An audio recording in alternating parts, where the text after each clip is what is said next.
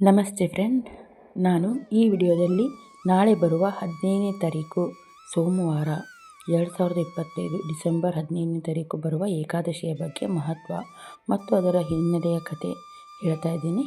ಆಮೇಲೆ ಏಕಾದಶಿ ಯಾಕೆ ಮಾಡಬೇಕು, ಉಪವಾಸದ ಮಹತ್ವ ಏನು, ಅವತ್ತಿನ ದಿನ ಯಾಕೆ ಉಪವಾಸ ಮಾಡಬೇಕಂತ ಎಲ್ಲ ವಿಡಿಯೋದಲ್ಲಿ ತಿಳಿಸ್ಕೊಡ್ತಾ ಇದ್ದೀನಿ. ಸ್ಕಿಪ್ ಮಾಡದೆ ಪೂರ್ತಿ ವಿಡಿಯೋ ನೋಡಿ. ಹಾಗೆ ನನ್ನ ಚಾನಲ್ಗೆ ಯಾರು ಸಬ್ಸ್ಕ್ರೈಬ್ ಆಗಿಲ್ಲ ಅಂದರೆ ಸಬ್ಸ್ಕ್ರೈಬ್ ಆಗಿ ವಿಡಿಯೋ ನೋಡಿ ಫ್ರೆಂಡ್. ಬನ್ನಿ ಇವಾಗ ಏಕಾದಶಿಯ ಬಗ್ಗೆ ತಿಳಿದುಕೊಳ್ಳೋಣ. ಈ ಏಕಾದಶಿ ಯಾವುದಪ್ಪ ಅಂದರೆ ಸಫಲ ಏಕಾದಶಿ ಅಂತಾರೆ ಇದಕ್ಕೆ. ಸಫಲ ಏಕಾದಶಿ, ಇದರ ಮಹತ್ವ ಅಂದರೆ ಸಫಲ ಏಕಾದಶಿಯ ಅರ್ಥವೆಂದರೆ ಯಶಸ್ಸು ನೀಡುವ ಏಕಾದಶಿ ಅಂತ ಅರ್ಥ.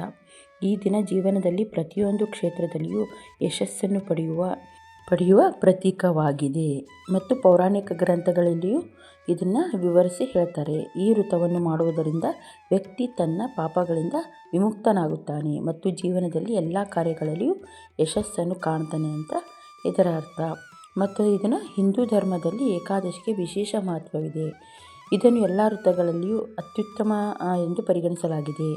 ಏಕಾದಶಿ ವ್ರತದಿಂದ ಮಾನವರು ಕೇವಲ ಭೌತಿಕ ಸುಖ ಮತ್ತು ಸೌಲಭ್ಯಗಳನ್ನು ಪಡೆಯುವುದೇ ಅಲ್ಲದೆ ಮೋಕ್ಷದ ಮಾರ್ಗವೂ ಸಿಗುತ್ತದೆ. ಇವುಗಳಲ್ಲಿ ಒಂದಾದ ಸಫಲ ಏಕಾದಶಿ ಮಾರ್ಗಶಿರ ಮಾಸದ ಕೃಷ್ಣ ಪಕ್ಷದಂದು ಆಚರಿಸಲಾಗುತ್ತದೆ. ಈ ದಿನ ವ್ರತ ಮತ್ತು ಪೂಜೆಯಿಂದ ಜೀವನದಲ್ಲಿ ಯಶಸ್ಸು ದೊರೆಯುತ್ತದೆ ಮತ್ತು ಇದಕ್ಕೆ ಸಫಲ ಏಕಾದಶಿ ವ್ರತ ಎಂದು. ಮತ್ತು ಈ ವ್ರತವು ವಿಷ್ಣುವಿಗೆ ಪ್ರಿಯವಾದ ವ್ರತ ಇದು. ಇದನ್ನು ನಾವು ವ್ರತ ಮಾಡಿದರೆ ಶ್ರೀ ವಿಷ್ಣು ಪ್ರಸನ್ನರಾಗುತ್ತಾನೆ ಮತ್ತು ಭಕ್ತರಿಗೆ ಸುಖ, ಶಾಂತಿ, ಸಮೃದ್ಧಿ ಆಶೀರ್ವಾದ ಮಾಡುತ್ತಾರೆ. ಈಗ ಇದನ್ನು ಹಿನ್ನೆಲೆಯ ಕಥೆ ಮತ್ತು ಅದರ ಒಂದು ಪ್ರಯೋಜನಗಳೇನು, ಏಕಾದಶಿಯ ಪ್ರಯೋಜನಗಳೇನು ಮತ್ತು ಮಂತ್ರಗಳು ಎಲ್ಲ ಈ ವಿಡಿಯೋದಲ್ಲಿ ತಿಳಿದುಕೊಳ್ಳೋಣ. ಸಫಲ ಏಕಾದಶಿಯ ಮಹಿಮೆಗಳೇನೆಂದರೆ, ಸಫಲ ಏಕಾದಶಿ ಅಥವಾ ಮಾರ್ಗಶಿರ ಮಾಸದ ಕೃಷ್ಣ ಪಕ್ಷದಂದು ಬರುವ ಸಫಲ ಏಕಾದಶಿಯ ಮಹತ್ವ ಏನೆಂದರೆ, ನಾರಾಯಣನನ್ನು ಪೂಜಿಸಬೇಕು ಪವಿತ್ರ ದಿನವಾಗಿದೆ, ಏಕೆಂದರೆ ಆತನೇ ಆಡಳಿತ ದೇವತೆ. ಉಪವಾಸ ಮಾಡುವ ಮೂಲಕ ಹಾಗೆ ನಾವು ಆಚರಿಸಬೇಕು. ಶ್ರೀಕೃಷ್ಣನ ಪ್ರಕಾರ ಏಕಾದಶಿಯನ್ನು ಕಟ್ಟುನಿಟ್ಟಾಗಿ ಆಚರಿಸುವ ಯಾರಾದರೂ ಅವನಿಗೆ ಪ್ರಿಯರಾಗುತ್ತಾರೆ. ಯಾರಿದನ್ನು ಕಟ್ಟುನಿಟ್ಟಾಗಿ ಪಾಲನೆ ಮಾಡ್ತಾರೋ ಅವರಿಗೆ ಶ್ರೀಕೃಷ್ಣನ ಪ್ರಿಯವಾದ ಭಕ್ತರು ಅಂತ ಅವರು. ಈ ದಿನದಂದು ಭಕ್ತನು ನಿಖರವಾದ ಸಮಯ, ಸಂದರ್ಭ ಮತ್ತು ಸ್ಥಳಕ್ಕೆ ಅನುಗುಣವಾಗಿ ತಾಜಾ ಹಣ್ಣುಗಳನ್ನು ಅರ್ಪಿಸುವ ಮೂಲಕ ಭಗವಂತನನ್ನು ಪೂಜಿಸಬೇಕು. ಭಕ್ತರು ದೇವರನ್ನು ಪರಮಪುರುಷ ಎಂದು ಪರಿಗಣಿಸಬೇಕು. ಏಕಾದಶಿಯ ಅದ್ಭುತ ದಿನದಂದು ಅವರು ಧೂಪ, ತುಪ್ಪದ ದೀಪಗಳು ಮತ್ತು ಇತರ ಸುಗಂಧ ದ್ರವ್ಯಗಳನ್ನು ಸಹ ದೇವರಿಗೆ ಅರ್ಪಿಸಬೇಕು. ಆಮೇಲೆ ಸಫಲ ಏಕಾದಶಿಯಂದು ಉಪವಾಸ ಮಾಡುವುದರಿಂದಾಗುವ ಪ್ರಯೋಜನಗಳೆಂದರೆ, ಏಕಾದಶಿ ಉಪವಾಸದ ಪ್ರಮುಖ ಪ್ರಯೋಜನಗಳೆಂದರೆ, ಈ ದಿನದಂದು ಉಪವಾಸ ಮಾಡುವುದರಿಂದ ಯಾವುದೇ ವ್ಯಕ್ತಿ ಪುಣ್ಯವಂತನಾಗಬಹುದು. ಅದೇ ಸಮಯದಲ್ಲಿ ಇದು ಹಿಂದಿನ ಜನ್ಮಗಳಲ್ಲಿ ಮತ್ತು ಈ ಜನ್ಮದಲ್ಲಿ ಮಾಡಿದ ಪಾಪಗಳನ್ನು ಸಹ ತೆಗೆದುಹಾಕುತ್ತದೆ. ಈ ಉಪವಾಸವು ಕುಟುಂಬದಲ್ಲಿ ಸಂತೋಷ, ಸಮೃದ್ಧಿ ಮತ್ತು ಶಾಂತಿಯನ್ನು ನೀಡುವುದರ ಜೊತೆಗೆ ವಿಷ್ಣುವಿನ ಆಶೀರ್ವಾದವನ್ನು ಸಹ ಪಡೆದುಕೊಳ್ಳುತ್ತಾರೆ. ಈ ದಿನದಂದು ವ್ರತ ಮತ್ತು ಉಪವಾಸ ಮಾಡುವುದರಿಂದ 1000 ವರ್ಷಗಳ ತಪಸ್ಸಿನ ಫಲ ದೊರೆಯುತ್ತದೆ. ಸೂರ್ಯಗ್ರಹಣದ ನಂತರ ಗಂಗೆಯಲ್ಲಿ ಪವಿತ್ರ ಸ್ನಾನ ಮಾಡುವುದಕ್ಕಿಂತ ಹೆಚ್ಚಿನ ಪ್ರಯೋಜನಗಳನ್ನು ಈ ದಿನದ ಉಪವಾಸದಿಂದ ಪಡೆಯಬಹುದು. ಸಫಲ ಏಕಾದಶಿಯ ವ್ರತವನ್ನು ಭಕ್ತಿ ಮತ್ತು ಪ್ರಾಮಾಣಿಕತೆಯಿಂದ ಅಭ್ಯಾಸ ಮಾಡಿದಾಗ ಅದು ಒಬ್ಬರ ಮೆದುಳು ಮತ್ತು ಹೃದಯವನ್ನು ಶುದ್ಧೀಕರಿಸುತ್ತದೆ ಮತ್ತು ಮರಣದ ನಂತರ ಮೋಕ್ಷವನ್ನು ಪ್ರವೇಶಿಸಲು ಸಿದ್ಧಗೊಳಿಸುತ್ತದೆ. ಈ ಏಕಾದಶಿಯಂದು ದಾನ ಏಕೆ ಮಾಡಬೇಕು ಅಂದರೆ, ನಾವು ಉತ್ತಮ ಆರೋಗ್ಯ ಸಲುವಾಗಿ ದಾನ ಮಾಡಬೇಕು. ಅಂದರೆ ಸಫಲ ಏಕಾದಶಿಯಂದು ಆರೋಗ್ಯ ಸಂಬಂಧಿತ ಸಮಸ್ಯೆಗಳು ನಿವಾರಿಸಲು ದಾನಗಳನ್ನು ಮಾಡಬೇಕು. ಆಮೇಲೆ ಆರ್ಥಿಕ ಸಮಸ್ಯೆಗಳು ನಿವಾರಿಸಲು ಬಟ್ಟೆ ಮತ್ತು ಛತ್ರಿನ ದಾನ ಮಾಡಬೇಕು ಅವತ್ತಿನ ದಿನ. ಮತ್ತು ಇವಾಗ ಮದುವೆ ಆಗಿರಂಗಿಲ್ಲಲ್ಲ, ಅವರು ಬೇಗ ಮದುವೆ ಆಗಲು ನೀವು ಬಾಳೆಹಣ್ಣು, ಕುಂಕುಮ ಅಥವಾ ಅರಿಶಿಣವನ್ನು ದಾನ ಮಾಡಬೇಕು. ಇವಾಗ ಶ್ರೀಕೃಷ್ಣ ಪರಮಾತ್ಮ ಹೇಳಿದ ಹಿನ್ನೆಲೆಯ ಒಂದು ಪೌರಾಣಿಕ ಕಥೆ ಕೇಳೋಣ ಬನ್ನಿ. ಸಫಲ ಏಕಾದಶಿಯ ಕಥೆ. ಒಂದು ಕಾಲದಲ್ಲಿ ಚಂಪಾವತಿ ಎಂಬ ಬೃಹತ್ ರಾಜ್ಯವಿತ್ತು ಮತ್ತು ಮಹಿಷ್ಮತಿ ಆ ರಾಜ್ಯದ ಆಡಳಿತಗಾರನಾಗಿದ್ದಳು. ಆ ಆಡಳಿತಗಾರನಿಗೆ 4 ಗಂಡು ಮಕ್ಕಳಿದ್ದರು ಮತ್ತು ಹಿರಿಯ ಮಗನ ಹೆಸರು ಲೋಂಭಂಕ ಅಂತ ಇತ್ತು. ಅವನು ಇತರ ಹೆಂಡತಿಯರೊಂದಿಗೆ ಅಕ್ರಮ ಸಂಬಂಧ ಹೊಂದಿದ್ದರಿಂದ ಅವನು ಪಾಪಿ ಆಗಿದ್ದನು. ಅವನು ಮಾಂಸ ತಿನ್ನುತ್ತಿದ್ದನು ಮತ್ತು ಜೂಜಾಡುತ್ತಿದ್ದನು. ಇದಲ್ಲದೆ ಅವನು ವೇಶ್ಯೆಯರೊಂದಿಗೆ ಸಹ ತೊಡಗಿದನು.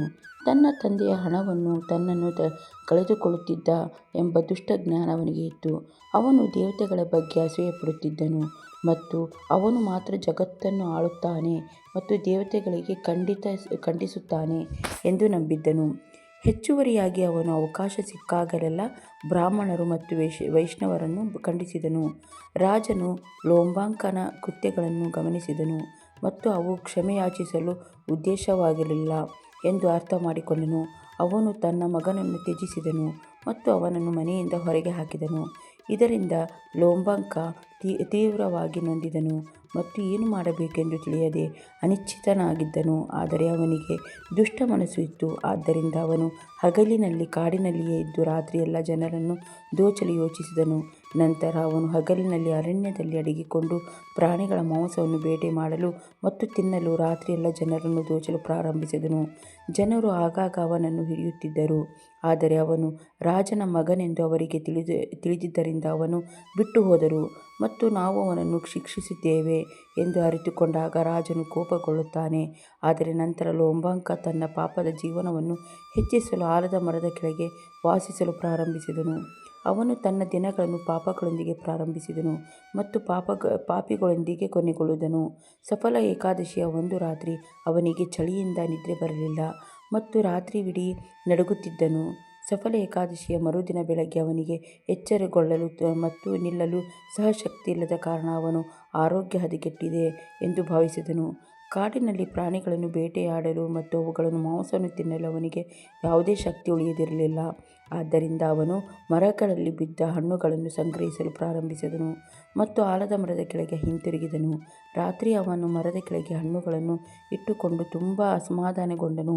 ಅವನು ಭಗವಾನ್ ಹರಿಯನ್ನು ಪ್ರಾರ್ಥಿಸಲು ಪ್ರಾರಂಭಿಸಿದನು ಮತ್ತು ಅವನ ಮೇಲೆ ಕರುಣೆ ತೋರಿ ಹಣ್ಣುಗಳನ್ನು ನೈವೇದ್ಯವನ್ನಾಗಿ ಸ್ವೀಕರಿಸಲು ಹೇಳಿದನು.